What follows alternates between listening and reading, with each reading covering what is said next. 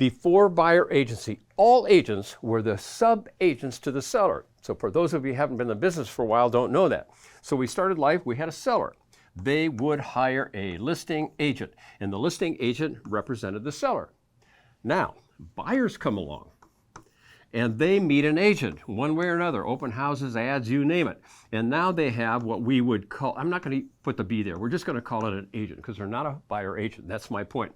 So buyers thought that they were being represented. They thought, hey, I've got an agent, when in fact this agent actually also represented the seller. So both agents represented the sellers. The buyers had no representation at all. This is a critical part. This is why we have buyer agency. So let's continue through this.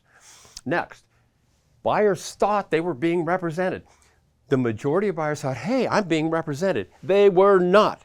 And then agents made a huge mistake. They go, well, my buyers. Well, these are my buyers, indicating a client relationship. No client relationship. So the FTC led the change in practice from sub-agency to what we have now, buyer agency. And having listing and buyer agents was a pro-consumer means of providing representation to both parties. It was a good thing. Here's what Mercy has to say about the FTC. We did it because the Federal Trade Commission in 1983 said buyers need representation. That's how the whole thing started. And the buyers didn't know they weren't represented, and they needed to be represented.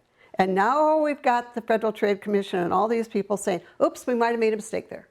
Yes, Marcy, they need to be represented.